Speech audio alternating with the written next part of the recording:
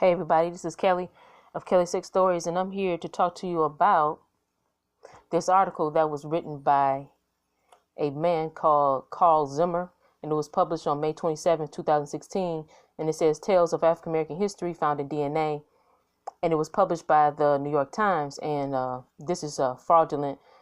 This is a lie. And what they want to make you believe is that African Americans, so-called blacks, that was also known as colors and Negroes in this country, that they are mostly of African descent, and they're trying to trick you with these DNA tests and making you believe that you are truly African when really you're actually American Indian. Because first off, there was only about 300,000 Africans brought over during the time of slavery to the United States.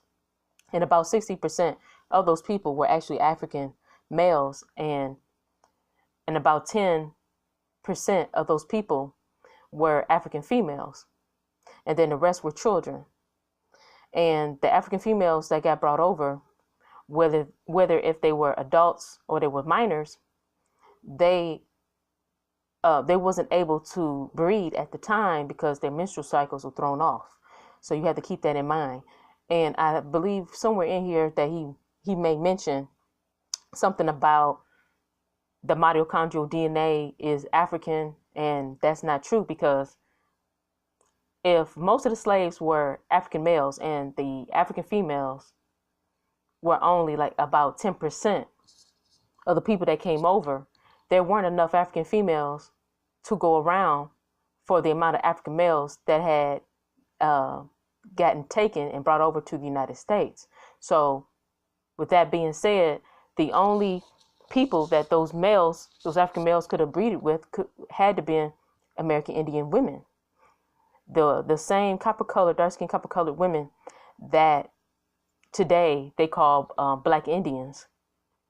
Those American Indian women, some of them had took some African slaves as their husbands. Okay. Now, let's get into the breakdown of what he claims. He said the scientists were able to pinpoint stretches of DNA in the subjects that originated on different continents.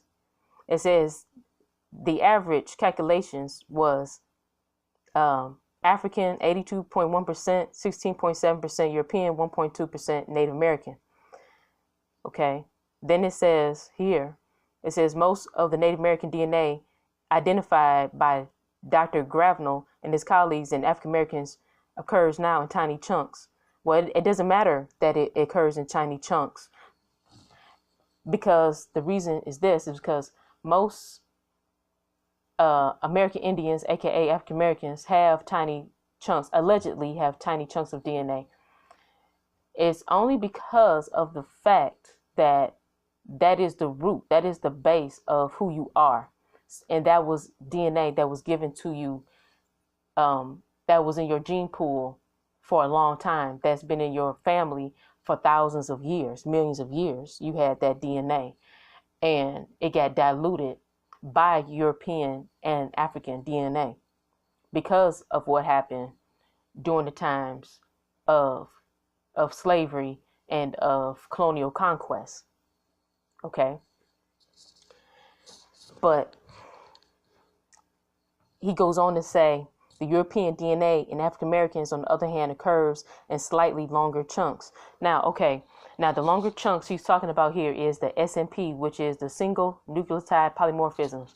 Now, you would have to view my other video where I discuss the single nucleotide polymorphisms and how these different chunks of DNA are broken down. And it states in the article, which talks about Puerto Ricans having African, European, and Native American DNA, and how their DNA, their Native American percentages are usually smaller than their African and their European heritage, but their mitochondrial DNA, which you get from your ancient mothers, is absolutely American Indian. But in this article, they're trying to make so-called African Americans, who are also American Indians, they're trying to make them believe that their mitochondrial DNA is African, which is a lie, because only 10% of the 300,000 and some African slaves that got brought over were actually African women. Okay, so keep that in mind. Only about 10%. So that will give you about 30,000 or 35,000 women tops that were African that got brought over to the Americas, specifically to the United States. All right. So if the European DNA is a slightly longer chunk, it's a slightly longer chunk of DNA than the Native American, and that's because, like he stated, it had occurred more recently.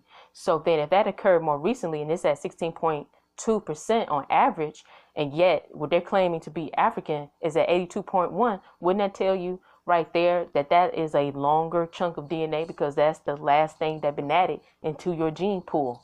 Okay, so please check out my video called Henry Louis Gates is a Fraud, My DNA Results, Part 1 and Part 2, where I discuss that.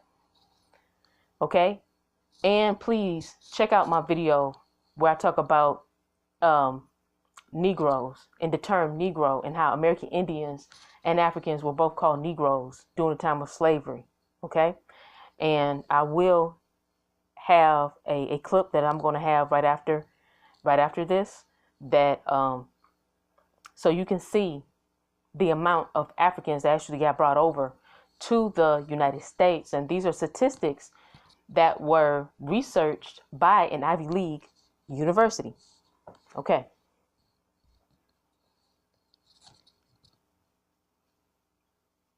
On the first chart, they only had 9 million. So that number has gotten bigger.